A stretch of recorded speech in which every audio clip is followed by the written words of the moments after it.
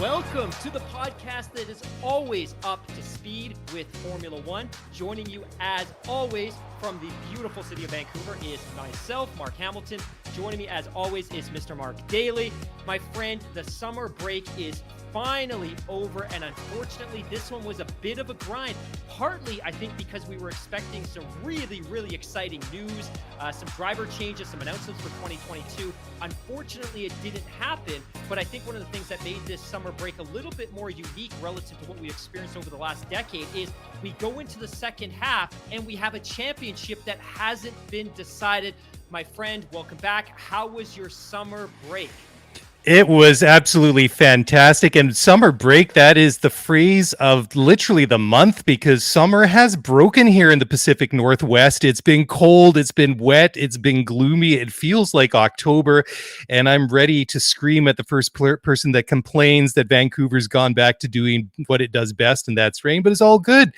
Anyways, we're not alone tonight. For those of you joining us on the YouTube live stream, you can see another face up there in the corner, and that is Mr. Josh Cooper. Josh is a staff editor, for the Athletic NHL. He has worked in sports media since way back in 2005. He's covered the NHL since 2010, starting as the Tennesseans Nashville Predators beat reporter and then becoming an editor in LA for Yahoo's Puck Daddy blog. He's also covered 3 Olympics games, Athens, Torino, and Vancouver, working for their organizing committees, and Go Crimson Tide, University of Alabama football for the Decatur Daily. Josh graduated from Vanderbilt University in 2005, majoring in European history and minoring in English, has held internships with the Nashville Predators, the Birmingham News, and Baseball America. He also thinks that Cobra Kai is the greatest TV show ever made. Agreed. And I cannot disagree with that. And wow, welcome to the show, Josh. It's great to finally meet you in person.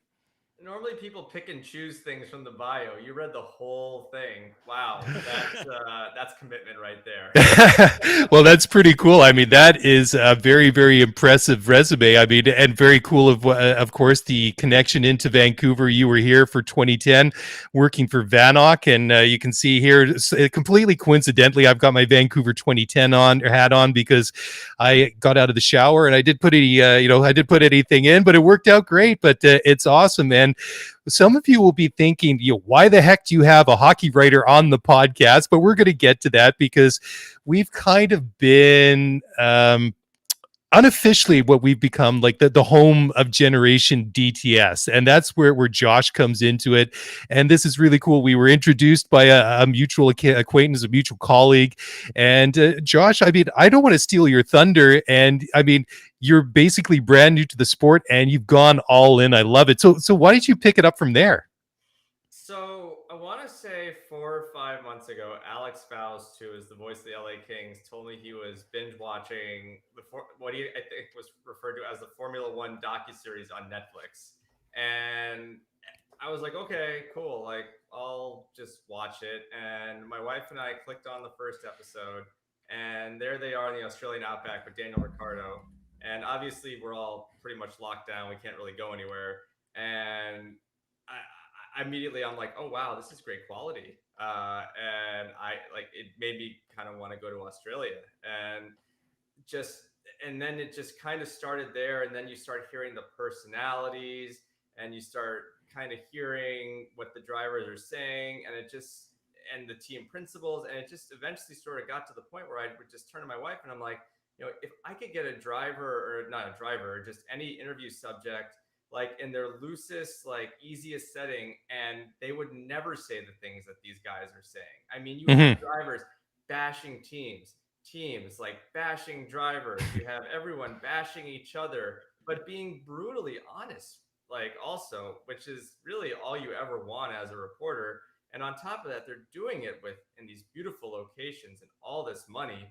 And I mean, we both got so incredibly into it, like very quickly. And on top of that, I mean, no pun intended. And then on top of that, we have a son who's almost 4 years old and a daughter who's almost 1. And we're up super early on Sunday mornings. And our son, when he watches sports, he asks questions. It's not like I'm flipping on you know, the latest Disney movie, and he just sits there just staring blank faced and not really thinking. It's like he's asking questions about the drivers, he's asking questions about different things, and he loves cars. And so it just became a very easy thing to do, to just turn on the latest Grand Prix on Sunday mornings and just watch with him. And it eventually got to the point where I can't remember what was Father's Day. I want to say it wasn't Silverstone. I can't remember what it was, but I remember on Father's Day waking up and just being like, I have to sprint downstairs and check out what's going on because I slept in. And I was really, really upset at like my wife for letting me sleep in a bit that day, because I really, really wanted to watch whatever was on TV, like from an F1 perspective that morning. Yeah. And I mean, it's just it's something that I wish every single sports entity could do. Many have tried. I don't want to say none have been as successful as this, because I mean, look, like I know everyone loves Hard Knocks. I don't watch Hard Knocks. I know a lot of people have watched. What's I'm trying to remember the HBO. Like hockey did it. It's like the Road to the Winter Classic. Yeah. And like I was sort of into it, but also by covering hockey, I was a little bit too close to it. So for me, it wasn't quite as interesting, though I am looking forward to the Amazon series that they're going to be doing this year with the Maple Leafs. I think that's going to be super fascinating. But like nobody has really, at least in my opinion, captured the imagination of a group of sports fans and created converts in the way that this series has. And I mean, as I said, like it's an entire family endeavor in my household now. And I mean, like my wife and I don't watch sports together. In fact, like I don't really ever watch sports because sports is my work. Yeah. I watch hockey every now and then, but like for the most part, I don't really watch sports in my leisure time. The only sports she and I watch together is Vanderbilt baseball, because we both went to Vanderbilt University in Nashville. But we are just into F1, and my son's into F1, and like I'll come upstairs and like I found these, you know, all like a few of these model cars on Amazon, and like he'll be racing like his Lewis Hamilton car and his Max Verstappen car, and I'm like, oh, you know, is Lewis gonna, you know, keep his line, or is Max gonna turn in on him? You know, but yeah, like it's just there's just so much goodness in there, and there's and also, and we can get into this too, like just people on the show, they just ooze personality. And I said that they're just so authentic. And look, I don't know if, and I think one of the other thing too is that it's incredibly, and you both been following motorsport for much longer than I have and covering it, but there's, you know, it's fresh and it's new and it's untainted. And Mhm. I think, and you know, and I hope it stays untainted in a lot of ways. I know that that's pretty impossible when it comes to any sport, but everything just seems it's wonderful escapist sports programming, and you can now pair Absolutely. it with the on a weekend, and it's special on that front. Yeah, I totally agree. And, you know, a couple of things. First of all, big props for you guys getting up to watch the races live, because we're all on the West Coast. Toast. Yeah, and I have to be, you know, I'm completely upfront and transparent about this. But despite being basically a lifelong Formula One fan, I mean, I grew up with it. I don't get up watch the races live on a weekend. I'm not a morning person. I mean, I could stay up and do an all nighter, but apart from the races that we get in North America and some of like the Asian races that'll come on at like midnight or 1 a.m. or something like that on the West Coast, those are the ones that I'll typically stay up for. But all the European ones, I typically just PVR them and watch them afterwards. But you know what you're just saying about the genuineness, I guess if you want to call it that, of Drive to Survive. As somebody, and you'll know this as yourself as being a journalist, and you know covered as you know as much as that you have in the course of your career, is that most of the time when you interact with these athletes, it's like in a media scrum. You get your 2-3 questions, you get your soundbite, you get the comments you're looking for. Occasionally, if you're doing a longer feature, maybe you get to sit down with an athlete for a bit of a longer one-on-one. But you know, my experience, that, and it depends too completely on the person you're dealing with, whether, I mean, some of it's just part of the job and it's just something that they have to do, and it's just like, get me in, get me out of there, and then I'm on to the next thing. And some of them, they're a little bit more into it, and some of them are just naturally awkward, some of them aren't. And so just to see that, how well it worked from basically all the drivers and everybody involved, and everybody seemed very natural. There wasn't one that was a bit of a stick in the mud, was very impressive. And again, just the way it was so immersive. The only other program series that I can think of that even comes remotely close would be Netflix's The Last Dance, the one where they follow the Chicago Bulls. Because I'll be honest, I watched that whole series, and that was for me like almost like a time machine. I felt like I was transported back 20 years to the late 90s.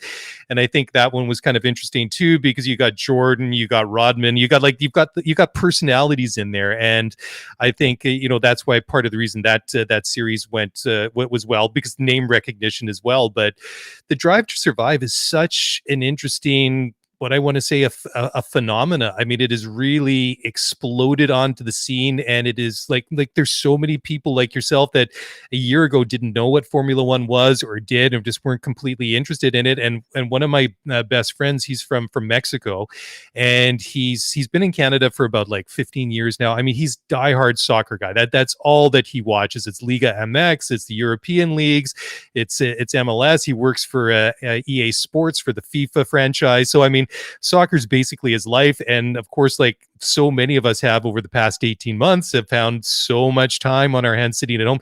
He started watching Drive to Survive, and now I'm getting texts from him like on race weekends, and we're talking about stuff like that. We're talking about like race strategies and what's going to happen this week, and why is that guy such a jerk, and all these. And it's just amazing how people have really, really dialed into it. It's such a cool thing to see.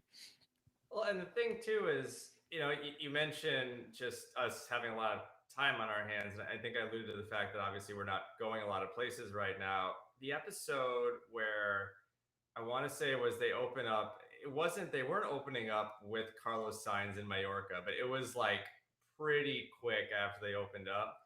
And I'm just sitting there and I'm like, oh my God, I feel like I'm sitting here with him in Mallorca, like drinking Rioja and just like having this delicious Spanish ham and just like reminiscing about like a trip to Spain I took when I was 18 years old. And also like just a little bit more background on myself and like motorsports. Like I was an IndyCar fan growing up, really big. Went to races in Loudon, Nazareth. Watched the Indy 500 with my parents every Memorial Day weekend. Actually, like kind of knew Formula One to a degree, but wasn't like as huge a fan back then because weirdly, as a kid, your attention span is so short. I liked oval racing. I didn't like the road racing.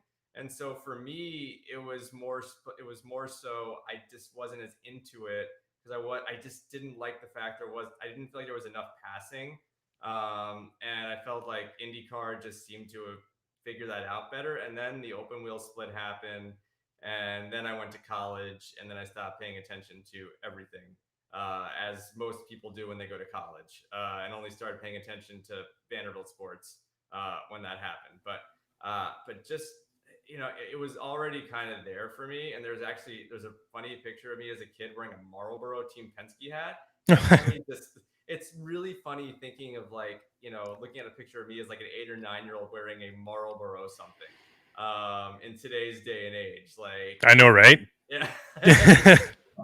I know. I just like, and it was just what things were back then. But yeah, I mean, I got that. I really enjoyed car racing as a kid, but like not F1 racing, and now it's completely the other way around. Like I'm just all in on F1. I love the road courses.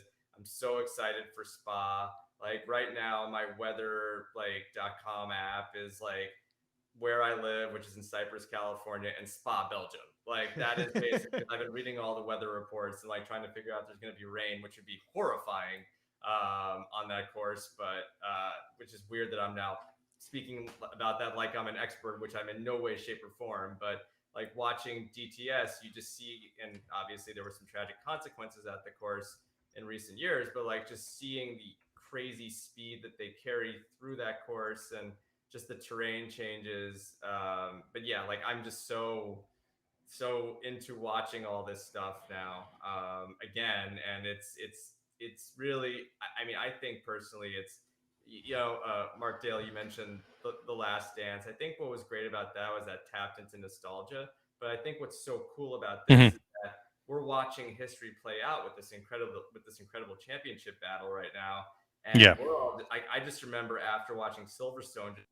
wow, the Drive to Survive episode from this is going to be lit, and then, you go to Turkey, and then it gets even crazier there. And it's, yeah, like, I mean, like, we know that, and maybe this just puts a lot of pressure on Box to Box and Netflix to really put together a great series for next season. I wonder if they're thinking about it as well, as the success has really ballooned. But yeah, but I think that we're watching it happen, and we're getting really excited about it, and that's what's so fantastic too about the series. It's really cool. You make that great observation about how we're watching it play out in real time, and it's Mark and I, we've talked about it quite a few times. Not only we're watching this play out in real time, that this history, as it is, and then going back and being able to revisit it, but what we constantly talk about is it's cool to see the sport expanding and growing the way that it is, especially here at home. Because it's kind of funny, because I made the comment. I was out on the patio a couple of months ago doing some barbecuing, and I see this guy go walk down the street on the other side of the road from us wearing a Red Bull t-shirt. And I said I felt like running over there and giving the guy a hug, social distancing and everything, applying and all that, and the awkwardness that would entail. But it's kind of funny. I've gotten to this point that there's all these new fans coming in. I find myself thinking, guys, where have you been all this time? Rather than, maybe, it's your favorite indie band from college that's gone big time now. It's like, oh, I don't want everybody to listening to them. That was but now that everybody's getting into Formula One, and I know Mark feels the same way, is that we're just so excited to see the sport growing here in North America. Yeah, and Josh, you made a really great point a couple of minutes ago, which I kind of want to circle around to, which is your wife's engaged, and obviously for your wife, Drive to Survive was a conduit to get her interested in the sport, and the same for your son. And I'd read a stat a couple of days ago that suggested that 77% of the new fans to Formula One are in that really, really healthy 16 to 35 demo, right? Like, we talk all the time about, hey, baseball might draw big numbers on TV in the dog days of summer, but that's not a good demo. That's that 50 plus 55 plus 60-year-old audience. That's why you see so many lawn care commercials when you're watching baseball during the dog days of summer. But Formula One, through Drive to Survive, has really tapped into this really vibrant young demo. From your perspective, what is it about Drive to Survive that was so compelling for your family, for your wife, your son? You spoke to the fact you have some motorsports background. You're a big sports guy. You cover it. Like, this is your profession. But for the other members of your family, what do you think was so compelling about Drive to Survive for them? Well, we showed my son this big movie called Cars, about 2 years ago, and sadly, it's the only movie that we watch. Is Oh, I love it. Cars 2 and Cars 3. And so that's but but that's why that was kind of his entryway into Formula One, so, was through watching Cars. And the other thing too is it's easy for us to turn on with him because there's no commercials, and just not having to, like, we tried to watch the Music City Grand Prix with him a few weeks ago, and we were just like, oh, this is Nashville. This is where mommy and daddy met. And there were just so many caution flags. And Mm. F1's just got it figured out, where how they handle, like, accidents, how they handle commercials, how they, it's the perfect thing to watch on television. And so with him, it was just a really easy thing to figure out, where he liked the movie Cars, he liked watching Cars. He likes watching things go fast. It's like one of our biggest activities is we go to the Long Beach airport and watch planes take off. I mean, that's like that actually, no, time out. He also watches Planes, which didn't really make it quite as big as Cars did. And for whatever reason, it just never made, and we can't find any paraphernalia from the movie Planes, but that's neither here nor there. But anyway, he just likes anything that moves super quickly, and so and also I'm pretty sure that in some of his Cars books, like there is a character called Lewis Hamilton, and I think I don't know if in any of like the Cars videos, like Lewis Hamilton voices the character or not. He does. Oh, okay. Well, there you go. Like he made. I guess he was in what is it, Cars 2? Was that what it would have been? Oh, okay. All right. See, this is how much I pay attention to Cars 2, because that one, the plot is parents, if you're listening, do not watch it with your kids. It is so confusing.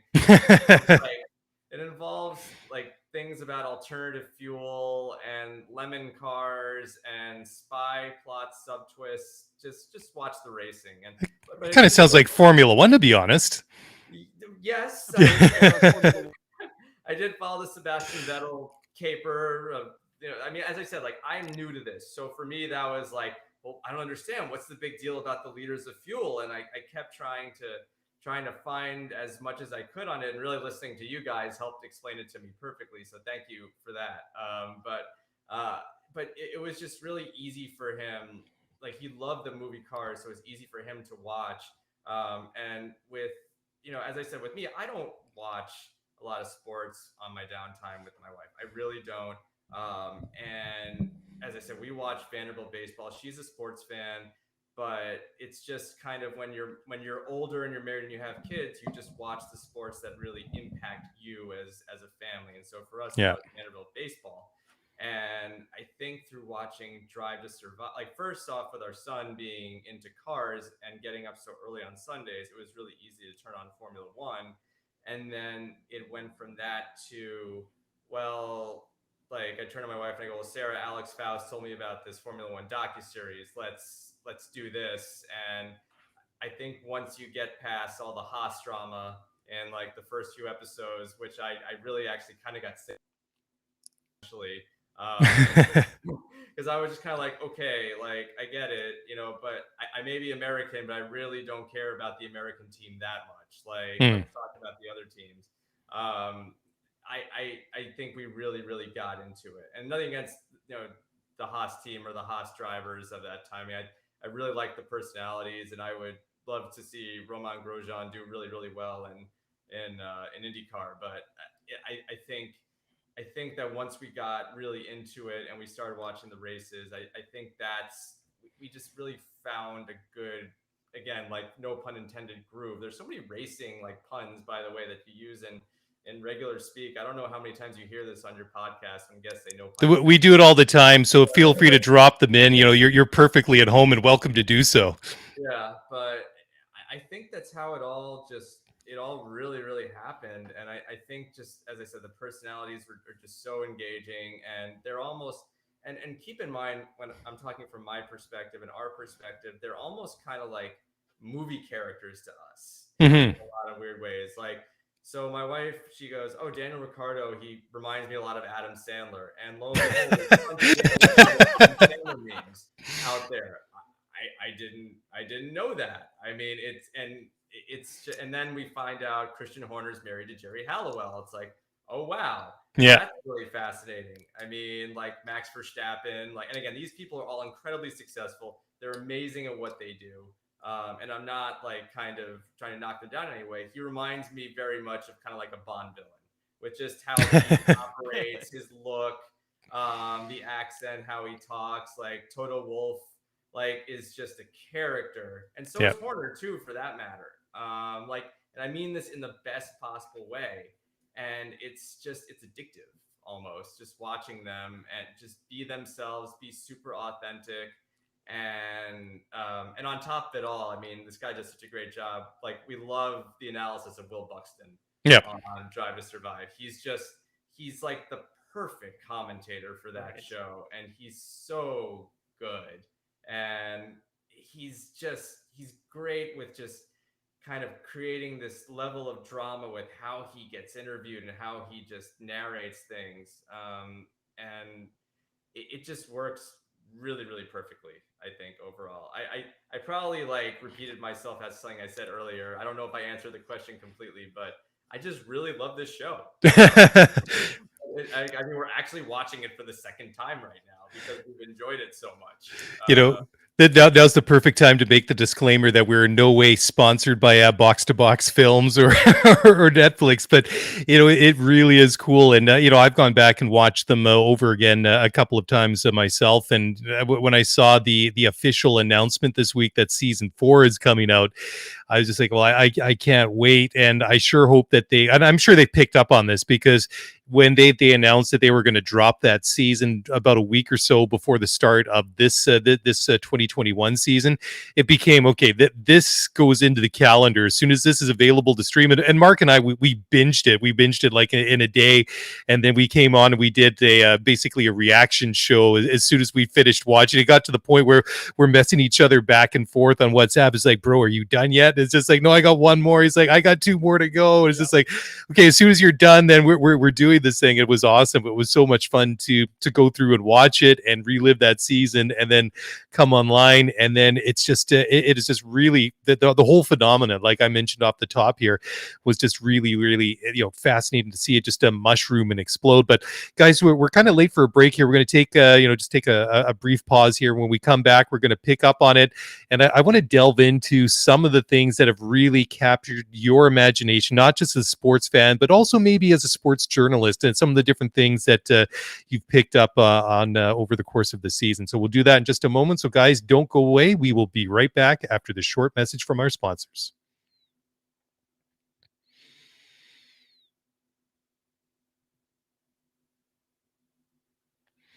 Okay, well, welcome back to the program. Again, you're with Mr. Mark Daly and Mr. Mark Hamilton, and joining us tonight from The Athletic is Mr. Josh Cooper. You can find him on Twitter at Joshua Cooper. And, we have to talk about, or you mentioned about the motor racing puns in the previous segment, Josh. And I'm going to hate myself for asking this question, but I just can't help myself. But by any chance, do you have a nickname for one of your kids as Mini Cooper? I mean, come on, please. Mark is rolling his eyes, but I'm sorry, I had to ask that one. Funny you should ask that, actually. So the theme of my wife's baby shower for our first child was Mini Coopers. Like, oh, cool. There were like tons of like minis that were there. We obviously, because of COVID, didn't have a sprinkle or whatever for the second one, but yeah. But yeah, like it was Mini Coopers for the first one. Yeah. True story. My grandmother, my dad is from London, and my grandmother, when she had to downsize and move out of her house, she had, I think it was like a 1967 Mini. It wasn't a Cooper, it was just a Mini. And it had something ridiculous on it. It had something like under 20,000 original miles on this car. It was like literally driven by the old lady to the shops and back on the weekends and a couple times a week. And, we like, when she moved out, like I wanted that car so bad. I wanted to see, I was looking into how much it would cost to import it and stuff like that, but it was really, really cool. And it had only one bit of damage on it, because my granddad's golf clubs fell off the side. We hung them up and put a bit of a dent in the side, but other than that, it was perfect. Anyway, so we were talking obviously, and this is how we got connected, through mutual colleague of ours, and he'd mentioned, of course, and you've told the story how you've become such a big Formula One fan, and we've kind of heard that story. Now, I wanted to talk more about what you've sort of picked up on as not just a sports fan, but somebody that covers professional sports. What are some of the things, the storylines, or maybe some of the personalities that have really jumped out at you? And what are maybe some of the stories, or maybe some of the, the history that kind of makes you go to your phone and check some of these things out when you have the time? The funny thing is, so we'll watch this at night. And by the way, you guys are definitely cutting into our Drive to Survive rewatch time. So thanks a lot. But we'll, at the end of each episode, honestly, I will Google everything I can about like anything like Alain Prost or the Renault team and what their deal is, or like what happened to Williams. And because also like I had this institutional, not, I don't want to say institutional, knowledge as a kid of watching, say, the Williams team with Damon Hill and Nigel Mansell and such as a kid. And so it's like, wow, how far have they fallen and how did that happen? And so then I'm like, a lot of my sort of process is catching up on all this. But I mean, as far as just the storylines and characters, I think the team principals are just, they are the stars of the show. Whether they Netflix meant for that to be the case, I have no idea. I think that the biggest thing that happened with the show, in my opinion, was just adding, like, getting Mercedes and Ferrari to comply, specifically Mercedes, because the Toto Wolff versus Christian Horner dynamic is just, I love it. Like, I cannot get enough of that, and I can't get enough of Christian Horner and Toto Wolff. There was a joke that my wife and I had that we were, for Halloween, I was going to be Christian Horner, she was going to be Jerry Halliwell. I love it. Yeah. Uh, I mean, it was. I don't know who our daughter would be. Good God. Like, she's so young. She's in this and doesn't even realize that she's like involved in any of this. It's just, it's like, it's basically, it's your older child's world until the youngest can start talking and has a personality of their own, I feel like. But anyway, I just love watching the back and forth between them. I just love the personalities and the personalities of the drivers too. I mean, I know that it's, when you go back and watch the early episodes, so much of it is Haas centric, and a lot of it is Daniel Ricciardo centric.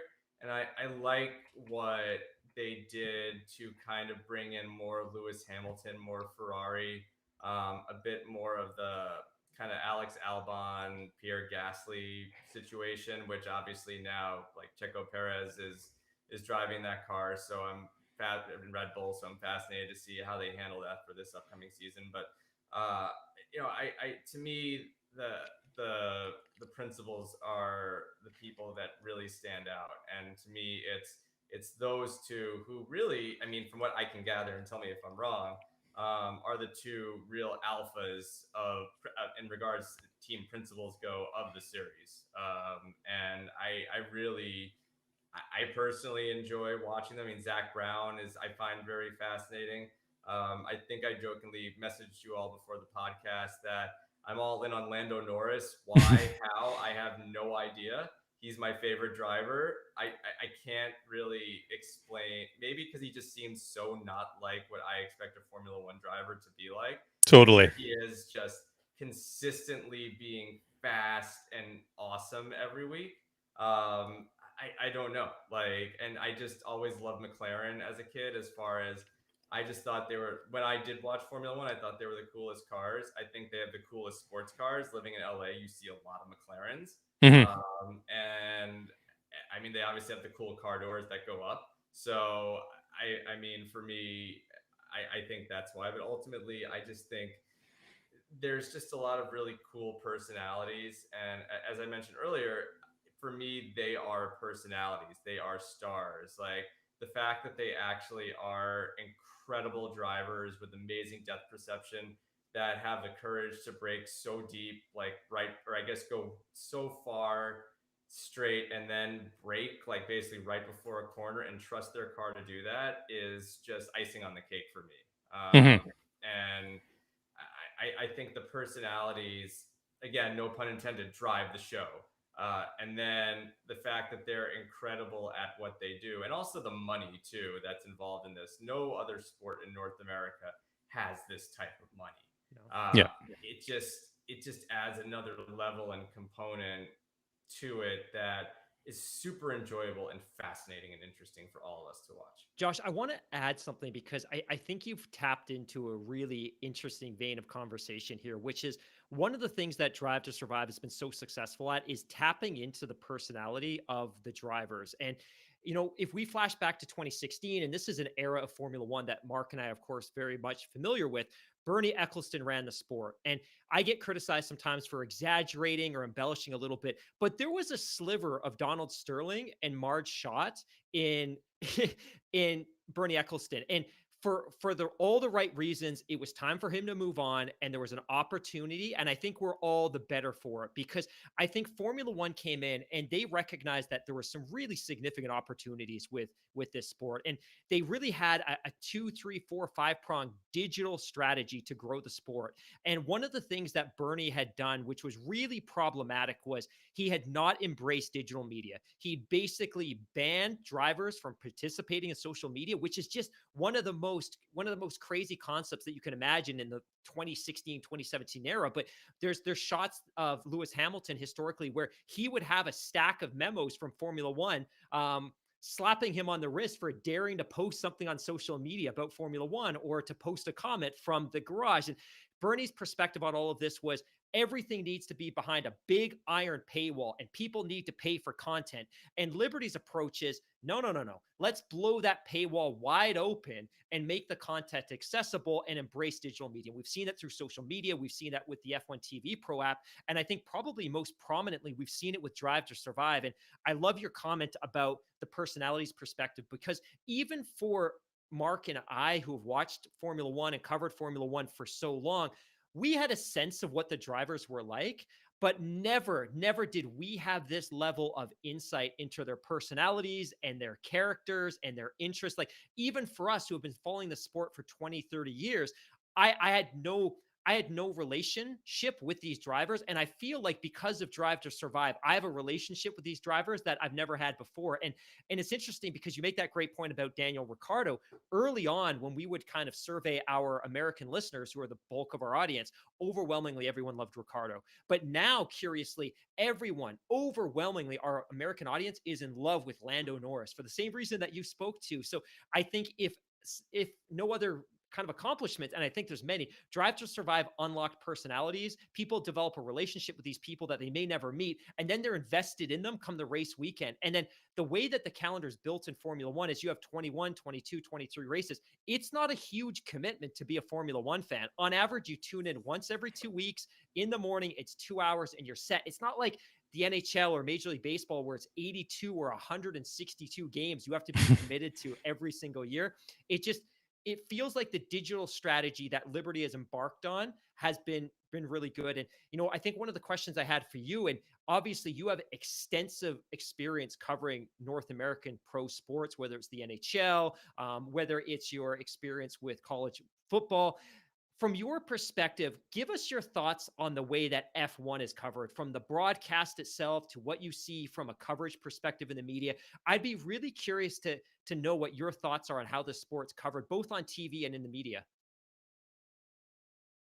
First off, I think one of the things that as I've been trying to catch up to speed on F1, is just learning about different drivers and what people thought of them beforehand. And tell me if I'm wrong, but it seems like Sebastian Vettel was somewhat of a mystery to a lot of people. Or Is villain, that or true? even a villain.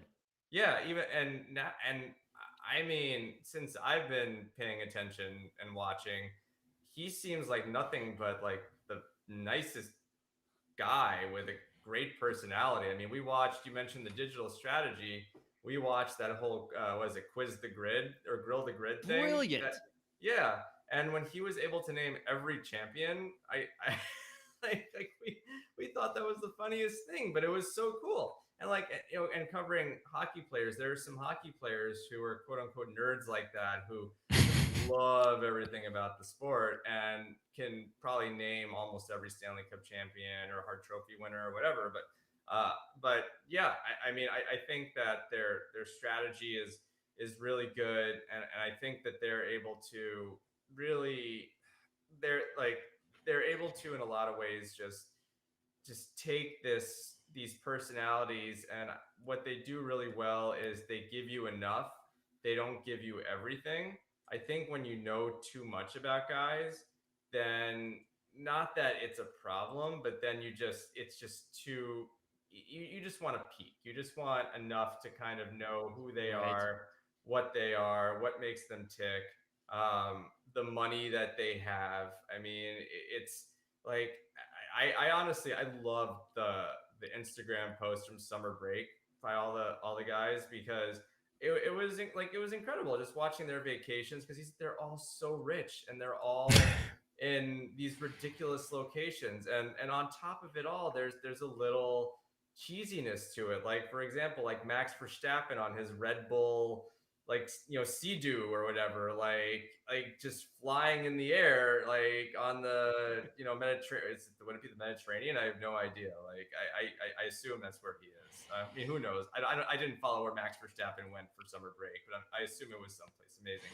But I mean, I think it's just super fascinating to just, I mean, they've done a really good job at being able, at giving us enough of a peek into this window of kind of like this sort of lifestyle they lead, not going too deep, but deep enough to where we want to be with them.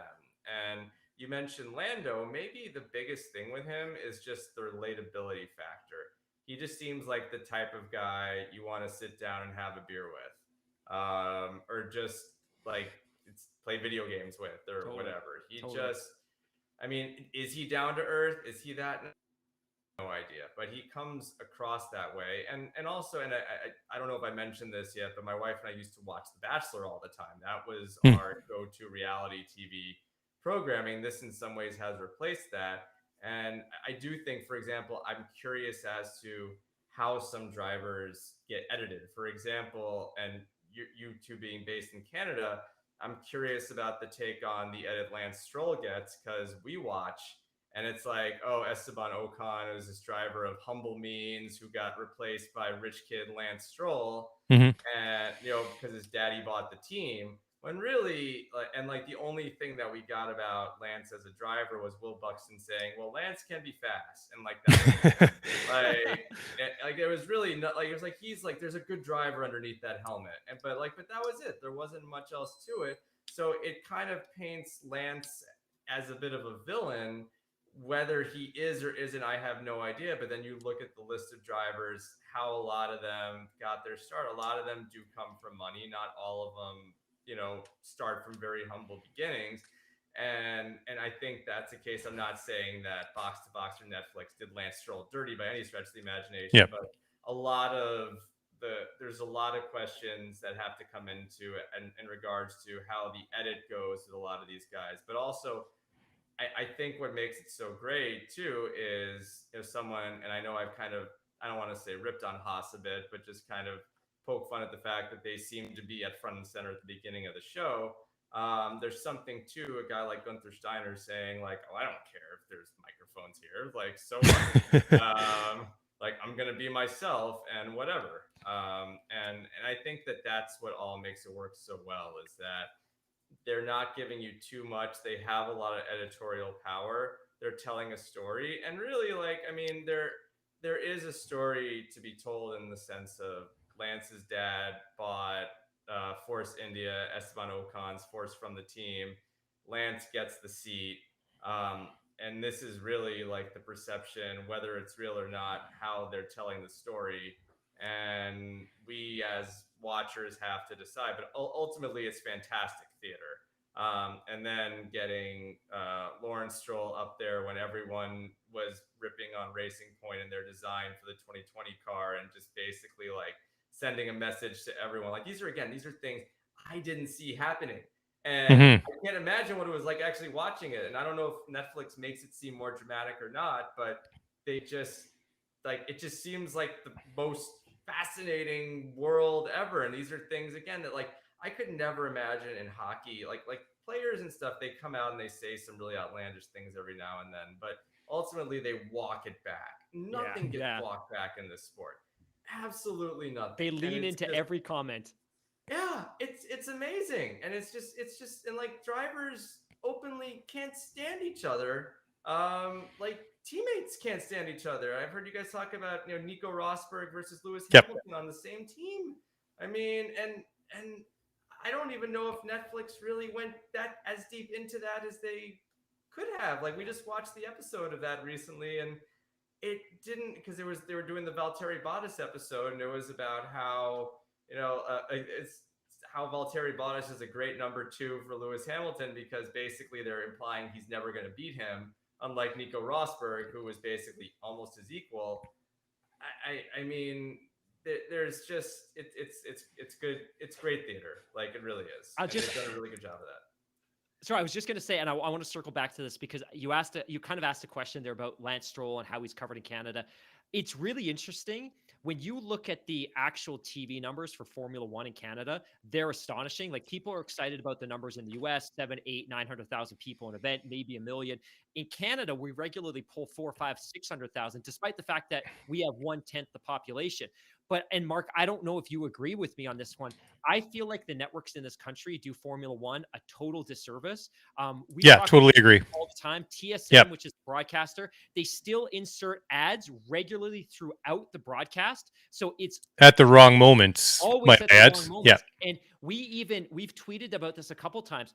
TSN, which is the network that not only now broadcasts Formula One in Canada, but now actually hosts the race in Montreal, because their parent company, Bell, bought the rights to host the race in Montreal. The social media ads that they've been running until even just a few weeks ago was a photo of Lance Stroll with his eyes closed, wearing a Racing Point outfit. Like, it's crazy, like the disservice Yeah. they do to the sport. And despite all of that, we get these monster numbers. So I don't think that the networks have done their due diligence covering the sport. So if you talk to the casual sports fan here, they wouldn't have a perspective because nobody's informed them. If they're a diehard F1 fan, they're probably getting their news from Mark and myself and other podcasts and British press and things like that. But yeah, up here, the media has absolutely done the sports a disservice. Mark, would you agree? Yeah.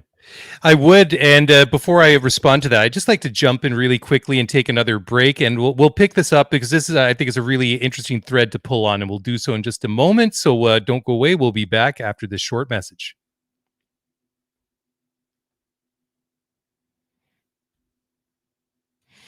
All right. Well, welcome back to the show. Again, you're listening to the podcast, as always, Up to Speed with Formula One with Mr. Mark Hamilton and Mr. Mark Daly, and special guest Josh Cooper from The Athletic. We're talking all about Formula One. And guys, and just going back to what we were talking about in the previous segment, and I don't know if this is just silly me or cynical me or wishful thinking me, but when you were talking about, Josh, you brought this up, the Stroll situation, I couldn't help but thinking, and this is just my own take on this, and not me speaking obviously for Box to Box Films, but they have to be secretly wishing and hoping for the day that Lawrence gets sick and tired of Lance not being able to deliver and has to fire his own son from the team. They want to make that episode. I mean, that would be something. I mean, I'm being a little bit kind of silly, of course, but I think that would be perfect. I mean, they missed out on the Rosberg and Hamilton saga, but that would be one that I think would go in some part to make up for that. I would be. I mean, it could happen this year. I mean, we've already been treated to this, like, it seems like once in a generation championship fight. Like, I mean, it could happen this year. I mean, it's really, yeah, I mean, Lawrence Stroll seems like such a huge personality. And I know that they mentioned that a lot on Drive to Survive, but at least watching it seems like it to me. And Lance doesn't seem to have that. That's not to say that he's a bad race car driver by any stretch of the imagination, but I mean, he doesn't seem, at least it's how they make him appear on the show, anything like his dad. So, Right.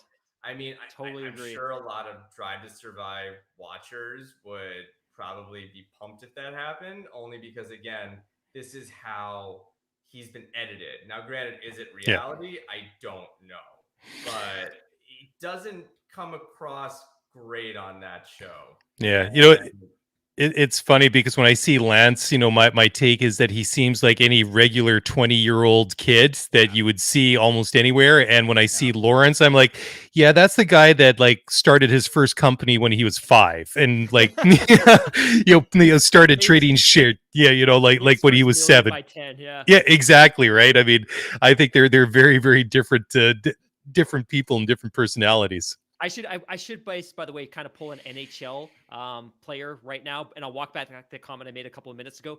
In here, when I talk about the media doing the sport a disservice. I'm talking about the major networks. We have a friend of the show, Tim Haraney. He tries to do as much work as possible for TSN. He does a great job, but I think institutionally, there's a real lacking up here. And one of the things I've been really fascinated to watch down south, and this is going to kind of lead into the next question, is I've been very interested in watching how ESPN has invested in the sport, even before they were covering it, because until recently, of course, it was an NBC product. But I've been very curious. And I think one of the things that Mark and I thought was found most interesting was when they broadcast Formula One in the US, there's no commercial breaks. They're not overlaying commercials. They're giving you the raw, unedited broadcast, which to your earlier point makes it attractive for a broader audience. But I've also been watching how they package up and create supplementary content to support the programming. And you can see ESPN's got some podcasts going. They've got some editorial content. They're actually publishing news articles. I thought that's been really interesting. From your perspective, and this is a dangerous pathway to go down, because I think sometimes the perceptions of Americans is, you know what, we take something from another part of the world and we try to make it our own and we try to twist it to fit into a kind of our American box. But from your perspective, what are some of the things that would truly benefit F1 in terms of its trajectory and its growth story?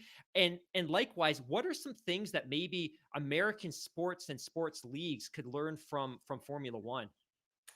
Well, I think one of the things to me personally is trying to figure out a way to get rid of possible. I know that that's probably impossible in regards to other sports leagues. I think it just makes watching so easy, and on top of all that, it's, as I said, it's probably impossible to do that. But I really, it's something that, but also too, I think part of it too is the fact that you have a race that is continuously going on.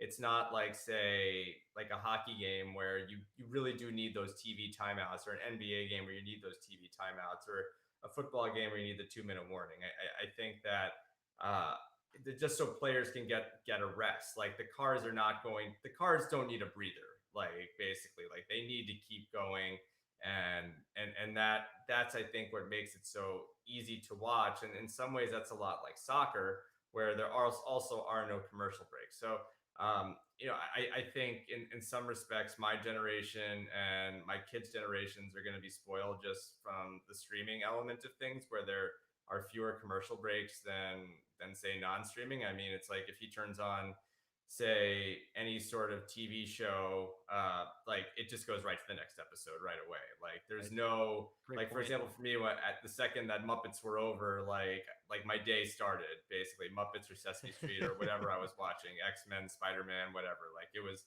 like my day was going. So that would be a great thing to take, but I also know that that's really hard. Um, for me, I think just, and I think a lot of sports leagues, and I don't know if F1 takes this from other sports leagues or sports leagues take this from F1, or if they can do it vice versa. But I think just the overall quality of camera angles, maybe. I think that's fantastic. I think in-car cameras have been in motorsports forever. I think they work exceptionally well. But I don't know. I think every league is different. I think the NHL, for example, the sport I cover, does a great job with a lot of what they do broadcast wise, with a lot of the different camera angles. I think that, and on top of that, I think what works really well for, there's just a lot of things that work really well for them that I don't think it work really well for Formula One. Like I think what really made the last Grand Prix, I think what made it really well was having Nico Rosberg in the booth. And really in the NHL or NFL or whatever, they already have guys who are big names doing broadcasts. Like in the NFL, they have Tony Romo, who it was very similar to actually watching Tony Romo do an NFL broadcast. Totally. I thought maybe you guys even mentioned that on your podcast. You probably did, and I'm probably just like totally taking that right now. But it was he did a great job. So I don't really know what you can take, for in regards to other sports, or what you can take from F1 to other sports. I mean, as I said, for me, the biggest thing is the commercial stuff. I think the biggest thing to me, though, the absolute biggest thing is supplementing the show with this incredible behind the scenes docudrama. And and I don't know if any other sport can really do it the way they do it, because other sports don't have the money that Formula One has. Yeah. Other sports don't race in the same locations that Formula One races. Other athletes don't all live in Monaco, or or the off, in the coast of Spain, or incredible Australian location, or wherever Daniel Ricciardo lives, like Yeah. wherever they show him, or Oxfordshire, England, or they're not all married to Ginger Spice. I mean, like it's not quite the same, and it's these incredible baked in things that Formula One has, that they've been able to kind of tap into with Drive to Survive. And almost in some respects, like the actual race is a supplement to me, at least, to Drive to Survive in some ways, because there's so much drama on that show. I mean, geez, they can make it like 20 episodes instead of 10 episodes, for all Yeah. I care at this point. Or however many episodes you have, or however many races you have. It's funny too, because just the way that it is sort of percolating up through the popular culture, and I think Mark mentioned it on the show a couple of weeks ago, how JJ Watt was talking about Formula One, and maybe this is my own misconception about maybe or stereotypes when it comes to football players or something like that, but I didn't really expect to hear those sorts of comments, or a guy like JJ Watt talking about Formula One. But at the same time, I'm like, hey, this is actually really cool that an athlete, a football player with the profile and the popularity like JJ Watt is talking about Formula One. I thought it was something that was it was unexpected. And I guess as a Formula One fan, but also a football fan, a sports fan in general, I thought it was also pretty cool and almost a little bit surreal. I thought it was a really neat moment.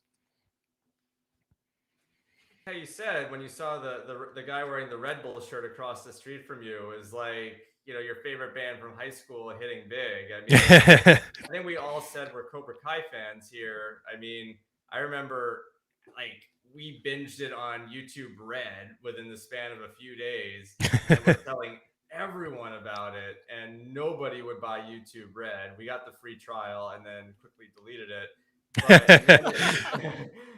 But then when it hit Netflix, all of a sudden everyone's like, "You hear about the show Cobra Kai?" And I'm like, "Oh, have I heard about the show Cobra Kai? Let's talk about Cobra Kai." And it's kind of the same thing with Drive to Survive. I mean, Yeah. I found, but I found with and by the way, the other thing too, I think Netflix's quality is unparalleled versus other streaming services. And I think Absolutely. they all do a great job in different ways. But Mhm.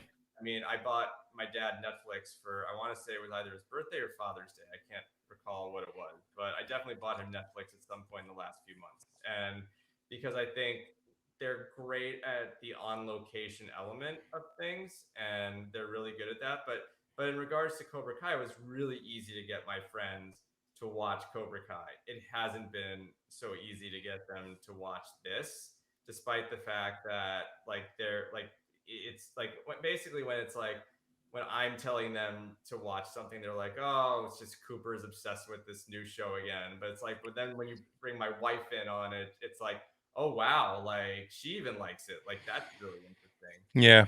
And we both love both shows, but this has been a harder thing to get people to watch, which I find fascinating, because it's easier to watch than Cobra Kai in some respects, because it's watching car racing in beautiful locations, um, and that's awesome. Like, Yeah.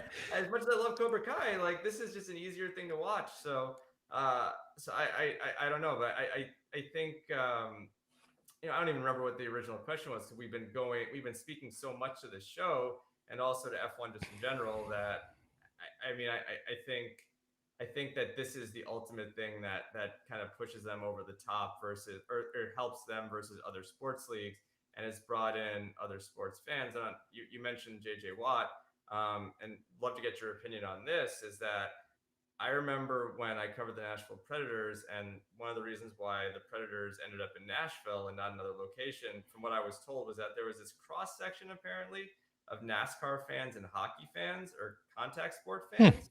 And I don't understand. I don't quite grasp that, but, or like, it sounded really interesting to me. I don't know if there's a contact sport thing that goes with auto racing because of the crashes or anything else, but I remember hearing that, and I thought that was a real fascinating take.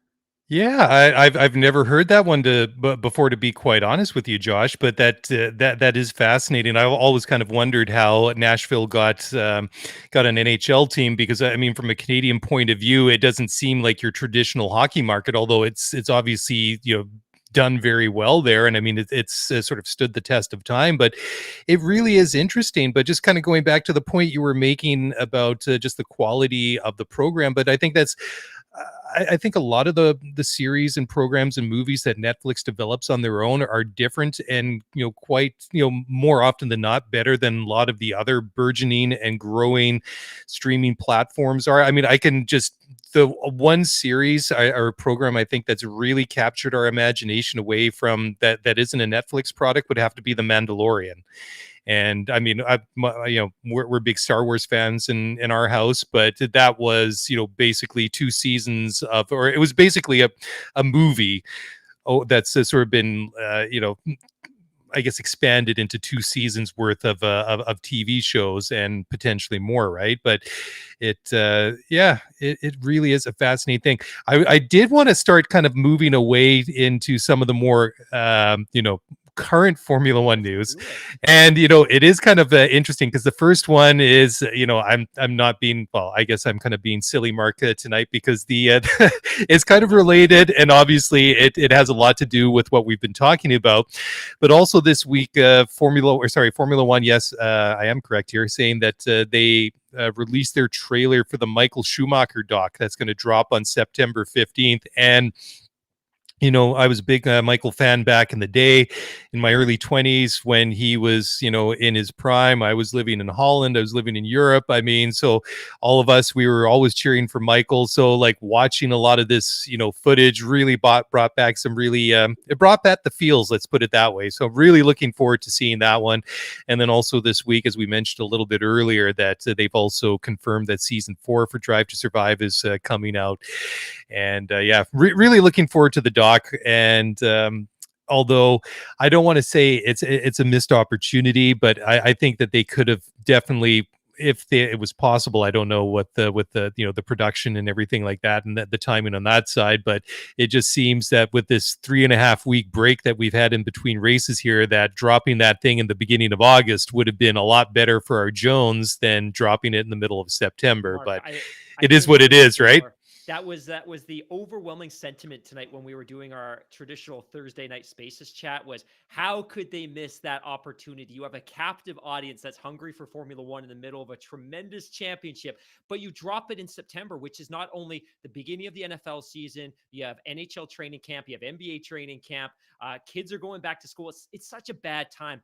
That said, one of our listeners that was on the show tonight, or on the Spaces chat tonight, Meg, made a really great point. And I think if I unpack her comments correctly, she was really speaking to the fact that the Schumacher documentary is maybe less for you and me, but it's more for the generation DTS crowd, because these are folks that know Michael Schumacher. They know the lore, they know the legacy. They don't know him, and they never had the opportunity to watch him race. They don't know his personality. And I think what I'm most excited about, one, I want to see it because I'm hungry for anything that's produced in the world of Formula One. But I think the documentary is really targeted towards Josh and other folks that are new to Formula One, because it's going to help open up this window into the world of a driver that they know, because this is a name that's mentioned so frequently, but maybe didn't ever have the opportunity to see drive, and certainly doesn't know his personality. Hardest things, I think that, and again, we've mentioned Netflix so much and lauded their praises so much that I hope we get tons of box to box swag and Netflix swag. One of the smartest things I think they could do, and they did this with Karate Kid stuff after they bought Cobra Kai, is buy every single thing that you can show on Formula One and put it on Netflix. Like, we watched Rush during the break. Like, we had never seen Rush. We watched a movie called Go Karts, which is filmed in Australia. Yeah, which it was basically go karts, like Karate Kid, even right down to like the bad guy like feeling good for the good guy at the end. It was like the Johnny Lawrence moment. So true. It was ridiculous, but like in a great way. But you mentioned the Schumacher documentary. Yes, like it's 1,000% for Generation DTS. But I think the real, you mentioned missed opportunities. I think they should get Senna. I can't get Senna anywhere. I mean, like, It was recently on Amazon Prime. At least it was up here in Canada. I don't know if it is. I mean, I've got it upstairs on DVD. If anybody wants to borrow that, but yeah, I mean, joking aside, within the last year, I know it was on Prime, but I haven't seen it recently. And again, this is done by the same guys as Box to Box, and I mentioned it last week because our friend Matt Sakaris was on the show with us last week, and I mentioned it that I've gone through and I've watched it because my brother gave it to me for my birthday or something years and years ago, and I've watched it, and you get this overview of his whole life, his career, and you get to that horrible weekend at Imola in '94, and I can't get past that. It just it's too emotional. It's just it's too much, right? But it definitely, I mean, if you can find it anywhere, it's definitely worth a look. It used to be on Netflix, it used to be on Prime, and who knows, sometimes they disappear from the catalog and then it pops up again 6 months or a year down the road. So that's something I think you just have to search up occasionally. I don't know if you can maybe rent it or buy it through like the Apple store or something like that. Sometimes you can, but it looks. yeah. I was just doing a little bit of half-assed internet research in the background to cop a phrase from the Ringer network, but it looks like it is available on Prime in the US and Canada at the moment. And it Cool. is interesting though that Josh makes a great point that if I'm Netflix, I want to do everything I can to surround Drive to Survive with like similar content. And I'm surprised that was never something they were able to pull, especially since James Gay Reese, who is one of the producers of Senna, is also part of the Box to Box Films company. That there's a direct connection there. But very, very excited about the Schumacher documentary. Yeah, absolutely. Now, this is another one which this is a more to do with the racing itself. Now, Toto Wolff says that he believes that Mercedes has what he calls a university campus feel about it amid a bunch of F1 or new hires into the team. I was kind of wondering where there are a bunch of people going to frat houses and playing hacky sack in the lunchroom or something. But joking aside, I mean, they have been going through some changes there. And Toto had to say, quote, "A successful sports team is not something that you can freeze as a static organization, but it's something that needs to evolve because it needs to adapt. It is a mixture between seniority and young enthusiasm and curiosity. Our team has always reinvented itself. When I go through the company, I still see the faces from all the people that have been here from the very beginning, and so many young men and women. Sometimes it seems like university campus to me, which is great, seeing the next generation of leaders coming up, and there's so much performance that's brought into the development by this next generation. That is something nice to experience personally and as an organization," end quote. Now, my takeaway from this is, if I'm anybody other than Mercedes, I'm feeling a little bit nervous, as maybe anybody that isn't a Patriots fan might feel when they hear Bill Belichick talking about how you got all these new people into the organization and they're going to win another 14 Super Bowls in the next 15 years or something like that. But interesting, though, to see that, in this era of the cost cap and the team's been downsizing, that there are a bunch of new faces coming in. I mean, let's face it. I mean, it's a closed world. People do move around, but I was a little bit surprised to hear this news, especially in light of the fact that these teams have been shedding people here and there just to keep the numbers where they need to be in the on the balance sheet, right? Definitely. Josh, question for you, because Mark, I love this story. And one of the things that I find really interesting about it, and Josh kind of commented on this earlier, that one of the things that can be appealing for people about F1 is it's just so big and it's so logistically heavy and it's so rich from a monetary perspective. And we've talked about this before, that the smallest Formula One team has 200 people on its campus. Force India, Aston Martin came here, 400 people. They plan to scale to 800. We know Mercedes has 1,200 people working in that team. So you talk about supervisory positions and management positions and growth opportunities. Josh, knowing your familiarity with North American sports, how would that compare to, for instance, an NHL team? Like, we obviously know there's a roster of players and the coaching staff, but how many people would typically work in an NHL team in some sort of support front office capacity? And how would that compare to a Formula One team when we're talking about 4, 8, 1,200 people?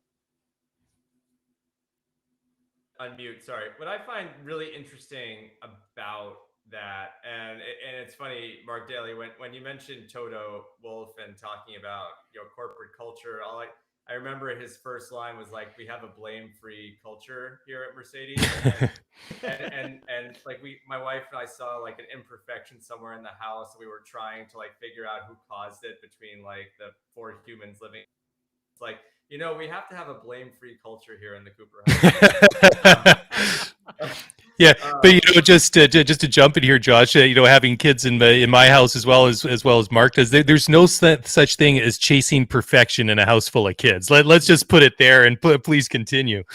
Well, we need more Toto speeches about war planning and Formula 1. Oh my God, hearing that, I was just like, I was like, really? Like, but that's also what makes it great. But is hearing these comparisons that he makes. But like I think what I find really fascinating, and you mentioned just the Mercedes campus and all the people there, is there are NHL teams specifically that there is a salary cap in the NHL as far as players go, but from what I know, there's really no cap in regards to say how much you can spend on a coach, how much you can spend on support staff. Some teams, I'm quite sure, and I haven't been on the road with a hockey team for a while, but I mean, some teams stay at nicer hotels than other teams. I mean, some teams just have plusher surroundings, and word gets around the league. It's like, if you really want to have a real cush kind of lifestyle, then play for this team. And as far as teams go, it's like, if you want to really invest in your team and your product, and the teams that generally do tend to do really well, and the team partly also, you mentioned Force India, and I think one of the things they mentioned on Drive to Survive is how well they invested in their product and didn't just throw a ton of money at everything. I think that there's a lot of sports teams that do that as well. The Tampa Bay Rays were one, for example, that always were and still are really, really good at doing that. The Tampa Bay Lightning are a team in the NHL. Yes, their owner has a lot of money, but he also invests very, very, very smartly in different elements. And so in a lot of ways, they're kind of like the Mercedes of the NHL, just kind of like, I mean, even though the Lakers, it helps a lot that they have LeBron James, or that the Bucks have Giannis. I'm sure that I don't know so much about the Bucks, but I'm sure the Lakers spent a ton of money on various things that they can do and control that can really help them. Probably similar to how Mercedes or Red Bull can. Yeah. Hey guys, I want to take one more quick break here, and then when we come back, Josh, I know you're really stoked and looking forward towards the Belgian Grand Prix, which we all are this weekend, because we finally get back to racing, and we promised we weren't going to keep you all night, so we'll do that. We'll do one more segment. We'll look ahead to the Belgian Grand Prix at Spa-Francorchamps. We'll do that in just a moment. So guys, don't go away. We'll be right back.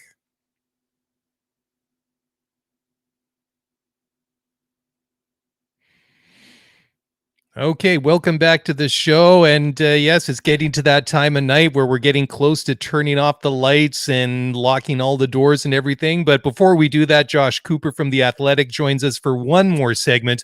We're going to talk now specifically about the Belgian Grand Prix. And it feels really good to start talking about action on the track now. As much as I've enjoyed the summer break and the opportunity for myself to get out of town and just relax around the house when, I wasn't on the road, I am really looking forward to the race again. I mean, it's Thursday night here on the West Coast, so we are literally only just hours away from FP1. Qualifying's just around the corner, and Spa really is one of those classic tracks. It's in the Ardennes in Belgium. It's really out in the middle of nowhere. It's going to be a very, very pro Max Verstappen crowd, because as the crow flies, it's not really all that far from Holland. You can get there in a couple of hours, although the track itself, being out in the middle of nowhere makes it not quite so easy to get to on race day, but it is one of the longer tracks that we see, and it's got some iconic corners like Eau Rouge, and we've seen many, many memorable races there. And last year was, it was an interesting race. I think the one thing that really stands out was the big crash that involved George Russell. I'm forgetting names here. Giovinazzi, wasn't it? If my memory serves correct. Yeah, and as far as we saw, it was a front row lockout in qualifying for Mercedes. It was a 1-2 finish for Mercedes with Hamilton and Bottas, and then Max in P3. And this really is now an opportunity, I think, to see where these teams kind of line up against one another. We've seen a lot of drama over the last several races. We've seen Max's lead evaporate in the Drivers' Championship. We've seen Red Bull's lead in the Constructors' Championship evaporate over the past couple of races. If you're Max, if you're Christian Horner, if you're Red Bull, you're praying for a race where something doesn't happen to your car, that you're not going to have significant damage, you're not going to be forced out of the race, and you're not going to be having to take penalties for power unit changes and things like that. And again, on the other side now, or a little bit further down the pit lane, you have Mercedes, who have shown some signs of, well, I mean, there's been signs of life there all season, of course, but they've been able to close that gap between themselves and Red Bull. But I almost wonder if it's been a bit of a false indicator, considering the fact that Red Bull have been a non-factor over the past couple of races. I'd love to hear from both of you guys what you're looking forward to this weekend, some of the different well, I mean, there's a lot of storylines. Josh, first of all, what are you looking forward to, or what is maybe one burning question that's on your mind going to Belgium this weekend? I really want to see just how Max Verstappen responds to everything that's happened to him after the last two races. It seems this is where you can really test your championship medal. Is you were knocked out by Hamilton in Silverstone. The last race just did not go very well for him. Obviously, it damaged the car early on. Was able to bring it home. I think this is his real chance to punch back. I know it's very cliche. I know it's probably a very obvious storyline, but when you have a really great championship fight between two incredible drivers like Max Verstappen and Lewis Hamilton, that's just what it boils down to. And I think that this weekend we'll learn a lot about the Red Bull team. We'll learn a lot about what Max Verstappen has, and we'll see if he can really stand up to Lewis Hamilton and bounce back. I do, from the races I've seen this year, I think Red Bulls have the superior car. They've seemed to have had the superior car, superior team just in general. And I think every athlete reaches a point where they're young enough to still have the best of their faculties, but they're old enough to just understand what they shouldn't do. And I think Max is approaching that level right now. And I'm curious to see, even at such a young age that he's at, and I'm curious, I think we all know he has the ability to be a world champion, but I think that this is the weekend where we find out if he really has that, even though after this, there'll still be a lot of races left, allegedly. The big question in 2021, how many races are we going to get, and how are we going to get kind of canceled because of the pandemic, right? How many will be held in Texas? By the way, that was another joke my wife had, was why do we like watching Formula One? Well, they race in, like, Texas is the worst location they race in, so that's why. But and nothing against Austin. I've been there twice, great city. But yeah, I mean, I think we'll find out a lot about him this weekend, and especially on that track, if it's wet. I just think that he is the driver least likely to throw caution to the wind and just go for it. So I'm fascinated to see how he responds, or if he's still a bit unnerved by that crash, because that was a hard crash, and I've never raced a car, but I can't imagine what it's like getting back into a car after that. Absolutely. I agree with you very much about the fact that we've got three races here. We've got a triple header. We're back to back to back, but I think we're going to have a much clearer perspective on who the potential 2021 champion is going to be after the next three Grand Prix weekend, because you make a great point. We don't know how many more Grand Prix there are going to be this year. Maybe we race a 23 race calendar. Maybe we race a 19 race calendar. I don't know if Mexico's going to stand, Brazil's going to stand. I don't know if we're going to have two races in Texas, as I think a lot of people suggest we might. I think ultimately this weekend's incredibly important. And I think there's probably significantly more pressure on Max Verstappen at this point than there is Lewis Hamilton. Lewis has faced pressure. He's won championships. He's come from behind to win championships. I think he's in probably a better mental state. And as somebody said on our Spaces chat earlier tonight, I think Lewis is probably living a little bit rent free in Max's head right now. And I think Max had 4 weeks to ruminate and reflect on the fact that he was leading the championship and now he's not leading the championship going into the back half of the calendar. So I think if Max struggles in Spa, I think it puts him at a real disadvantage in the rest of the championship. But I think, Mark, you ask a really great question, which is what are the things that we're looking forward to really going into this race weekend? And I think for me, aside from the fact that we've got a really tight championship, both between Mercedes and Red Bull and Max and Lewis, I think for me, I'm looking at some other things. I want to see how Lance responds in the back half of the season. And we've thrown around an awful, and again, sometimes we're criticized for being Canadian homers, but we've thrown around a lot of Lance slander this year, mostly because we're frustrated that we see him as a guy like Andrew Wiggins has a ton of talent and shows flashes, but doesn't put together consecutive, like consistent streaks of greatness. And I want to see how Latifi performs. I think the other big one for me too is there's this sudden battle for third place in the championship between Mercedes and McLaren. And for so much of the year, I think we had basically locked in McLaren in third place in the championship, that they were going to take the points, that they were going to take that cash. And suddenly we've seen this resurgent Ferrari team with two really solid, consistent drivers in Leclerc and Sainz. And the other thing that we found out early on in the break is Ferrari's got a power unit upgrade to come, and it's not going to happen in the next 3 races. It's probably going to happen after Monza, but they've got potentially 10 or 15 additional horsepower on the way, which could be a real advantage in that battle with McLaren. So for me, I think there's just so many really exciting storylines, even outside of the really obvious ones. And I want to see how Alonso continues to develop this year. I want to see how Gasly continues to develop. But I think there's some really interesting storylines here, aside from even the obvious one, which is going to make the back half of this calendar truly exceptional. Yeah, plus there's also the added twist. I mean, if you look at the weather forecast for the weekend, it's going to be cloudy with the chance of showers. It's going to be temperature-wise from the mid to the high 50s or 11 to 15 degrees Celsius. So it's almost fall weather. I mean, we haven't even hit the beginning of September here, but it seems like the seasons have slipped a month almost. So we've seen plenty of wet races at Spa over the years. I mean, 98 was one that stands out in memory because the entire grid basically got destroyed at the first corner on the first lap at La Source. And this was, of course, the era where they had spare cars, and then they went and restarted the race, a while after that.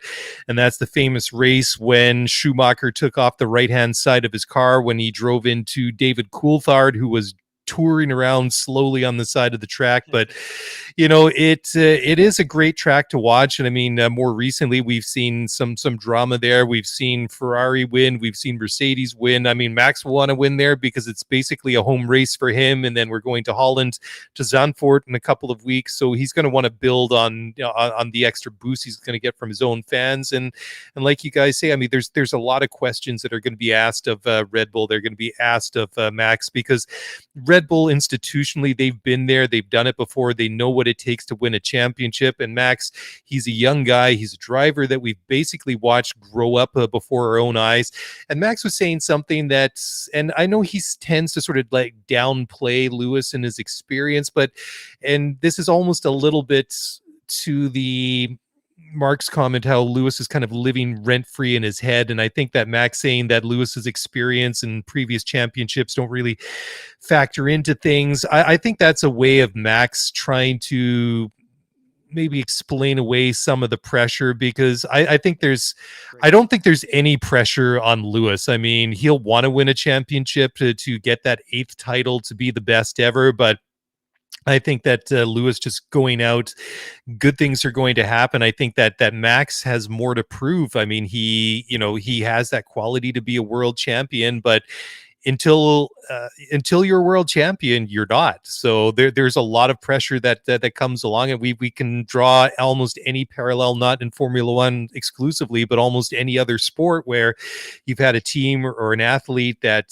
has all the hype, has all the talents, but just cannot deliver on the big stage. I think that Red Bull will be there to support him, and I think that we've seen Max mature over the year and the years that he's been in Formula One. But still, there's a long way to go between now and the end of the season. And if we lose a couple of races here and there because of the pandemic, then these points that are left on offer basically become double or nothing in some situations, and it really could become crucial that, you know, I got to win today. I got to close this gap to Lewis, as small as it might be, and has reestablished my lead, because if we lose a race or two here and he has a run and, you know, I have some bad luck again, it could all end in tears for Max Verstappen.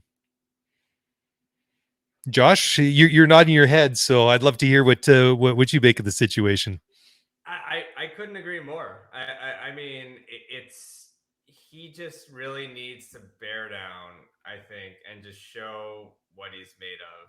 And I mean, it's time for him. I think we've seen he's got the speed. He's definitely got the car this year.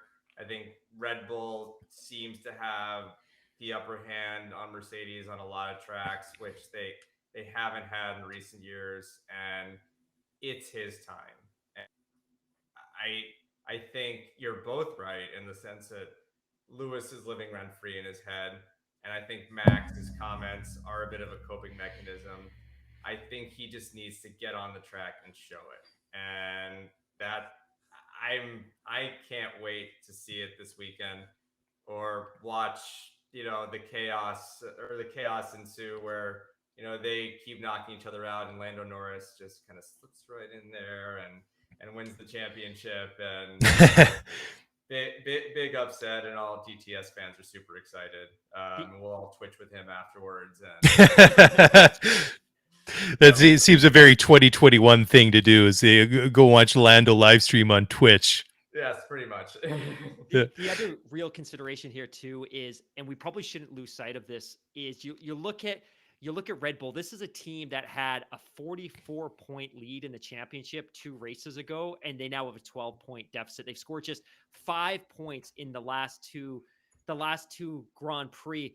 I really think the other story to watch here is Sergio, because it's not that Red Bull's potentially chasing 1 championship, it's that they're chasing 2. Yeah. And obviously, Sergio is going to have to be a really big part of that mission and that adventure for Red Bull. And the other consideration when you look at Sergio Perez as well is he doesn't have a drive next year. He's got that 1-year deal with Red Bull. So as we continue to unpack the storylines here, I think Sergio is going to be a big part of that, because one, we want to understand where he's going to be next year. And if he continues to struggle, I think we have to assume he's probably not going to get a new deal with that team.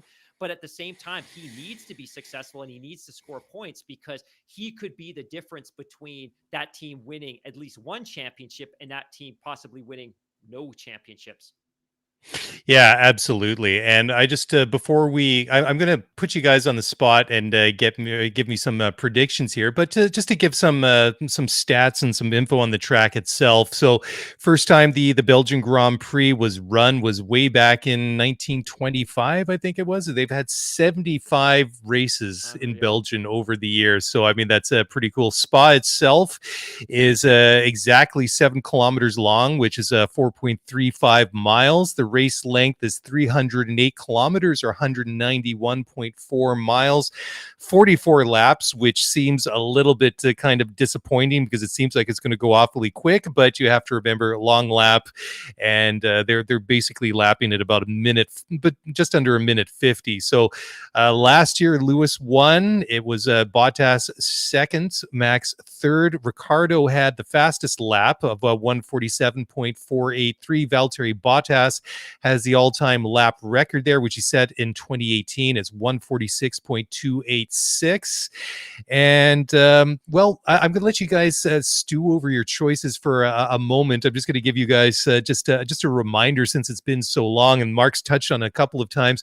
Driver standings: Lewis is leading the way with 195 points. Max is second with 187. Wasn't that long ago he had, what, a 25 or 30 point lead. Lando 113 for fourth. Valtteri Bottas fourth, and Sergio Perez in the second Red Bull rounds out the top five in the drivers with 104 points. On the constructor side, Mercedes 303 points, Red Bull 291, and the big interesting battle in the constructors. I mean, it's tight obviously at the top. Third is going to be interesting to watch down the stretch. Ferrari and McLaren Mercedes, that is, both even on 163 points. And then you have Alpine rounding up the top five with 77.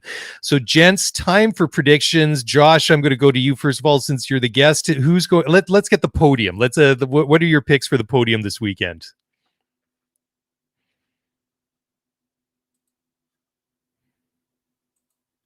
I know that's a really, really, really big leap. I'm going with Max Verstappen winning. Okay. And I'm going to say that Lewis comes in second. And I'm going to say that Lando, I mean, this is really like, I'm not going way off the grid here with these picks, but like with Lando Norris coming in third, like I just feel like that. I feel like this is where we learn that Max Verstappen is going to be in the fight the rest of the season, and he's not just going to challenge Lewis; he's going to beat Lewis this year. I just have that feeling, and I think this is where we see it. And I think we're going to get another DNF from Valtteri Bottas. I just don't feel like I feel like just all the rumors, everything that's happening. I feel like in the past he kind of knew he was coming back. He knows the writing's on the wall right now. The comments between him and George Russell about an announcement will come when it's ready or something along those lines. We're just not ready for it yet. I mean, it just seems like it's going to happen. I totally agree, and I keep. I've said to Mark a couple of times when we chat off of the show that I think that all these sort of little things are going to keep happening to Bottas, and ultimately the decision will be easy. It'll be made for Toto Wolff without him to really think about it. But great picks for your podium, Josh. I have to admit that I was going to call Max and Lewis as 1 and 2. I have a hot take for third as well, but before I divulge my podium, the mystery third place finisher, I want to hear Hamilton's pick. Yeah, so it's not going to be Max Verstappen, and let me share why. Despite the fact that he regularly proclaims this to be his favorite track, he's never led a lap at Spa, and he's never finished better than third. And this will be, I think, his fifth time here, fifth time there. So he hasn't got a history of success at this track. Now, the track is definitely suited to the Red Bull. It's a fast, wide open track. It's not super technical. His car should do exceptionally well here. My sense is I think Sergio is going to have a bit of a bounce back finish. He's had, I think, 3 top 5 finishes here in his career. He's typically done well here. He's qualified well here. I think Sergio is going to have a good finish. I think Lewis is going to do well. He's won here 3 or 4 times over the year. He's always qualified well at this track.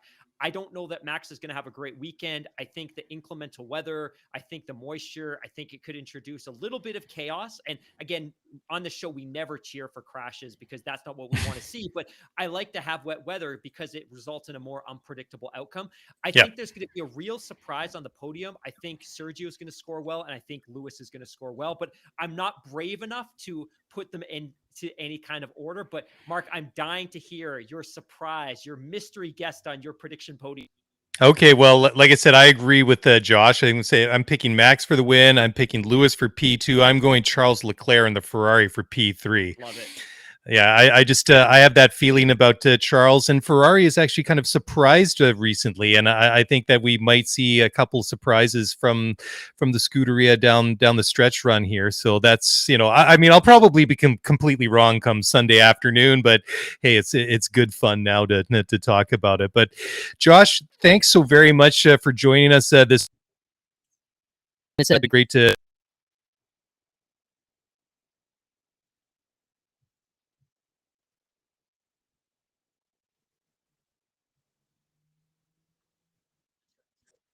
meet you.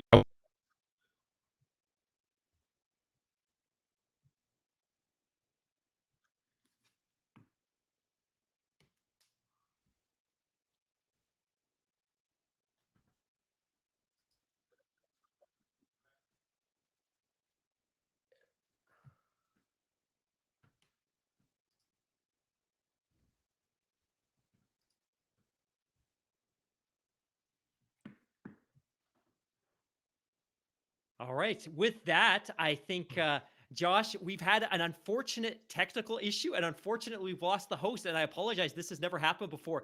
But again, I just want to thank you so much for joining. I think this has been an absolute pleasure for us. I think one of the things that we've taken on something as a mission over the course of this year is to really help nurture and grow and really embrace this new generation of Formula One fans, whether they came to the sport through Drive to Survive or whether they came through some other conduit.